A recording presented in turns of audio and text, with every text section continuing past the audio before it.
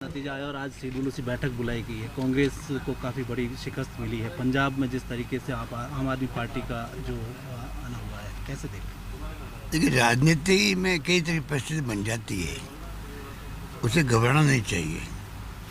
और बहुत ही हम लोगों ने लंबे समय देखा है, उतार चढ़ाव आते रहते हैं। इसी भारतीय जनता पार्टी जो आज सत्ता में है, इनको 542 में से सिर्फ 2 सीटें मिली थी पार्लियामेंट, 2 सीटें, सिर्फ 2 सीटें। वो भी दिन हमने देखा है।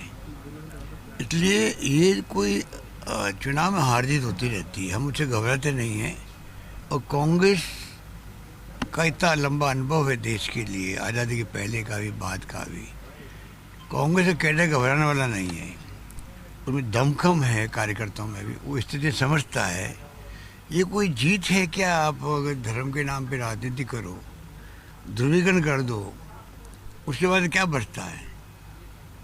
देश के अंदर आप हिंदुत्व, ध्रुवीकरण ये करके कुछ भी कर सकते हो। महानता उसके अंदर है कि आप धर्मनिरपेक्षता की बात करो, सबको साथ लेके चलने की बात करो, सभी धर्म। ये संदेश है हमारा देश का।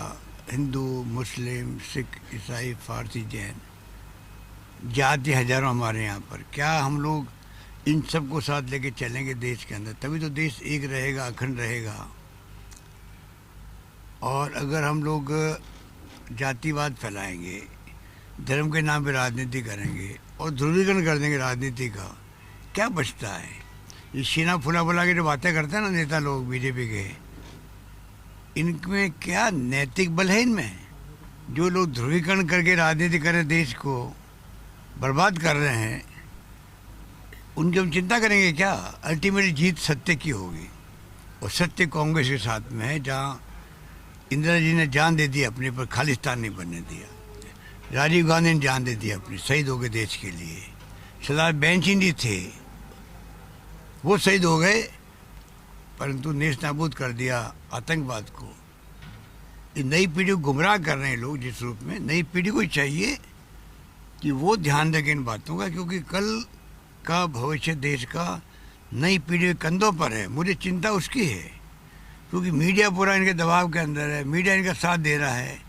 इसलिए आज नई पीढ़ी गुमराह हो रही है, उसकी चिंता हम लोगों को है। बाकी सत्ता में तो आती है, सत्ता सरकारें बनती है, नहीं बनती है, चलता रहता है। उसमें राहुल गांधी ने कभी परवाह नहीं करी। आप देखते हो कि जिस रूप में उनकी सोच है, आज अकेला व्यक्ति दमखम के साथ में नरेंद्र मोदी का मुकाबला कर रहा है। और नरेंद्र मोदी जी को भी राहुल गांधी को टारगेट करके ही अपनी स्पीच शुरू करनी पड़ती है, अंत करना पड़ता है उसका अंत। आप समझ सकते हो उसमें क्या मतलब है? अगर देश का प्रधानमंत्री राहुल गांधी को ही ट्वीट करे या उसके बाद अटैक करे, उनको टारगेट करके फिर राजनीति अपना भाषण शुरू करे और परिवारवाद की बात करे। राहुल गांधी जी सवाल पूछते हैं उनको, भाई कितने परिवारवाद के लोगों को आपने ले लिया? प्रियंका जी ने कहा, कितने परिवारवादी लोगों को आपने एक्सेप्ट किया है कांग्रेस से अपनी पार्टी में, क्यों किया फिर आपने?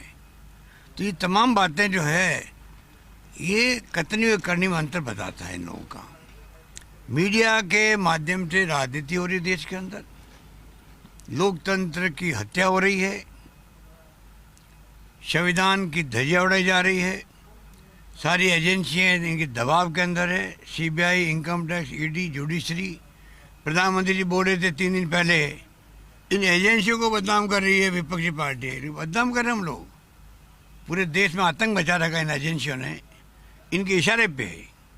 गृह मंत्रालय मॉनिटरिंग करता पूरी इनकी, तब जाकर के एजेंसियाँ मजबूरी के अंदर, एजेंसी में इतने अच्छे लोग बैठे हुए हैं, वो नहीं चाहते छापा डालना, रेड डालना।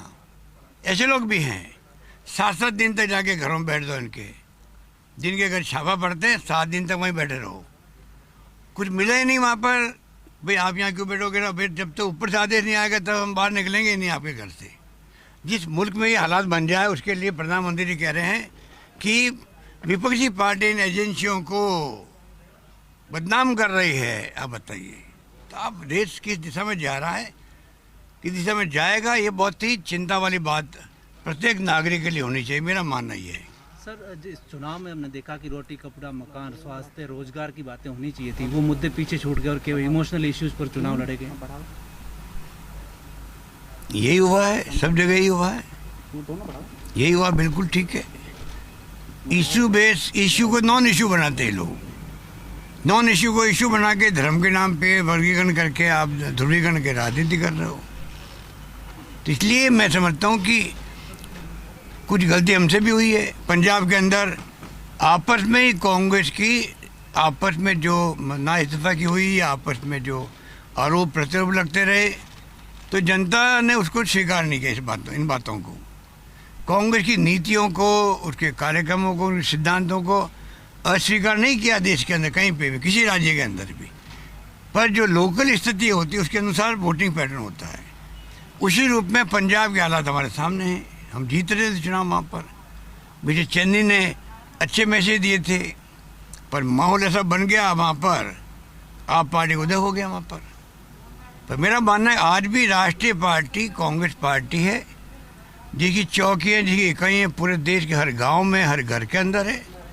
देश उम्मीद करता है कांग्रेस मजबूत होकर उभर के आए, बल्कि देश चिंतित है आज कांग्रेस को लेकर के। मेरा मानना, मेरा अनुभव है कि जो लोग जिस रूप में सोच रहे हैं आम नागरिक, वो सोचता है देश में कांग्रेस मजबूत होकर उभर के आए, और मुख्य विपक्षी दल आज है, कल सरकार में भी हम लोग आएंगे, ये हमें कॉन्फिडेंस है। क्योंकि अल्टीमेटली जो महात्मा गांधी के ज़माने के जो सिद्धांत हैं, जो नीति हैं, जो कार्यक्रम हैं, वो इस देश को एक रख सकती है, अखंड रख सकती है, आगे बढ़ा सकती है। और अनुभव कहता है 76 साल का, आज जहाँ हम पहुँचे हैं 76 साल में, क्या था 76 साल के पहले? ना लोग समझते थे बिजली क्या होती, नहीं समझते थे, पानी की कोई योजनाएं नहीं थी, ना शिक्षा, ना स्वास्थ्य, ना सड़कें थी। उस मुल्क को आज बनाया तो कांग्रेस ने बनाया, ये देश जानता है। सर, ममता बनर्जी ने कहा है कि ये चुनाव की जीत जो है ईवीएम की जीत है। सर, मैं इन बातों में नहीं जाना चाहता। मैं तो ये बात मानता हूँ कि जिस रूप में ईवीएम की बात अगर उन्होंने कही, ममता बनर्जी ने कही, सोच समझ के कही होगी, तो मेरा मानना यह है कि सुप्रीम कोर्ट ने, अगर सुब्रमण्यम स्वामी जी के जो केस उन्होंने किया था, उसके आधार पर अगर सुप्रीम कोर्ट ने ये वीवीपैट का प्रोविज़न किया मशीनों के अंदर, ईवीएम के मशीनों के अंदर, इसके माने सुप्रीम कोर्ट मान गया कि मशीनों में गड़बड़ हो सकती है। मैं इसको इस चुनाव के परिणाम से नहीं जोड़ रहा हूँ, पर मैं कहना चाहूँगा कि आज देश को विश्वास क्यों नहीं मशीनों पर, इसका समाधान भी इलेक्शन कमीशन को करना चाहिए। जब आपका सुप्रीम कोर्ट कह रहा है कि वीवीपैट लगाओ, तो प्रीमा फेसा ही सुप्रीम कोर्ट ने मान लिया कि मशीनों में टेम्परिंग हो सकती है, मान लिया। जब मान लिया है तो उसका समाधान होना चाहिए, वीवीपैट समाधान नहीं हो सकता। अगर मशीनों में टेम्परिंग हो सकता है, सुप्रीम कोर्ट ने माना है, तभी वीवीपैट को अलाउ किया है, और वीवीपैट बनने के बाद में भी शिकायत वो की हो रही है। तो ये एक बहस का विषय है देश के अंदर। दुनिया के मुल्कों में जहाँ पर ईवीएम आई थी, ईवीएम को विड्रॉ कर लिया उन्होंने, और बैलेट पेपर वापस चुनाव होने लगे कई मुल्कों के अंदर, दुनिया के अंदर। तो हमारा मुल्क में डेमोक्रेसी कैसे बचे, इसके लिए जो करना है वो करना चाहिए इलेक्शन कमीशन को, उसकी जिम्मेदारी बहुत बड़ी होती है। दुर्भाग्य से वो भी दबाव के अंदर इनके जो बनते हैं, इलेक्शन कमिश्नर बनते हैं, चीफ इलेक्शन कमिश्नर बनते हैं, वो दबाव में बनते हैं, इनके दबाव में रहते हैं, और इसके कारण से सही फैसले नहीं कर पाते। ये भी दुर्भाग्य की बात है। सर, संजय राउत जो शिवसेना के, उन्होंने कहा है कि मायावती और जो ओवैसी को है भारत रत्न और पद्म विभूषण से सम्मानित किया जाना चाहिए भाजपा को जिताने के लिए। बिल्कुल उनकी बात में दम है, बात में दम है। जिस प्रकार से मायावती जी ने खेल खेला है, ये देश उससे उम्मीद नहीं करता था। हमारे उनके विचार नहीं मिलते होंगे, परंतु एक विचारधारा को रिप्रेजेंट कर रही थी वो, दलितों का कैसे उद्धार हो, डॉक्टर अम्बेडकर की विचारधारा कैसे प्रचार हो, जो काशीराम जी ने जो पूंजी इनको सौंप के गए थे, आज वो काशीराम जी पे क्या बीतरी होगी स्वर्ग के अंदर, कि जिस प्रकार से धोखा दिया है बीएसपी को मायावती जी ने, और उनके जो मिश्रा जी जो है, उन्होंने अपनी पार्टी को ख़त्म करने की कॉस्ट पे सपोर्ट कर दिया बीजेपी को। नाम ले रहे हैं, सभा का नाम ले रहे हैं, बर्बाद इन्होंने किया, जानबूझ के आत्महत्या करी है। मायावती जी ने क्या मजबूरी है, ये तो सोच का विषय है। मायावती जी ने अपनी पार्टी को जिस रूप में ख़त्म किया है, आत्महत्या के रूप में मैं इसको मानता हूँ। लाखों जो कार्यकर्ता है बीएसपी के देश के अंदर, उस पर क्या बीतरी होगी वो समय बताएगा। और वो बच नहीं सकती है क्या करके कि हमें बी टीम बता दे इसलिए हम हार गए चुनाव। एक सीट आई है, सोच सकते थे बीएसपी के, जिस बीएसपी के साथ में कांग्रेस ने ब्लंडर किया अलायंस करके।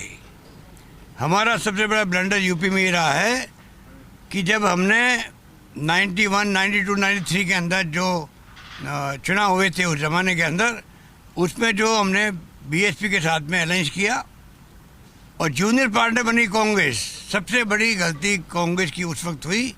1/3 तो बने कांग्रेस के उम्मीदवार खड़े हुए, 2/3 सीटें दी गई बीएसपी को, 2/3 जगहों पर कांग्रेस साफ हो गई, आज तक खड़ी नहीं हो पा रही है।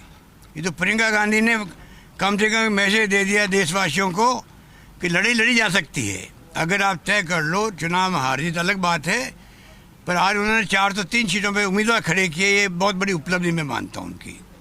इस माहौल के अंदर जहाँ पर 30 साल से कांग्रेस नहीं आ रही है, वहाँ पर आपने सब सीटों पे खड़े कर दिए उम्मीदवार। आपने 40% टिकट की बात की, महिलाओं को तो दे के रही वो। और जिस प्रकार माहौल बनाया चुनाव में, कैंपेन किया, उसका लोहा पूरा देश मानता है। मैं मानता हूँ कि प्रियंका जी का कदम बहुत ठीक था। और उसके बाद में जो हालात बने वहाँ पर आप देख लीजिए कि किस प्रकार ध्रुवीकरण किस तरीके का हुआ है कि बीएसपी हो चाहे वो कांग्रेस हो, जो वोट की परसेंटेज वो बताएंगे आपको, ध्रुवीकरण बहुत बड़े रूप में हुआ है।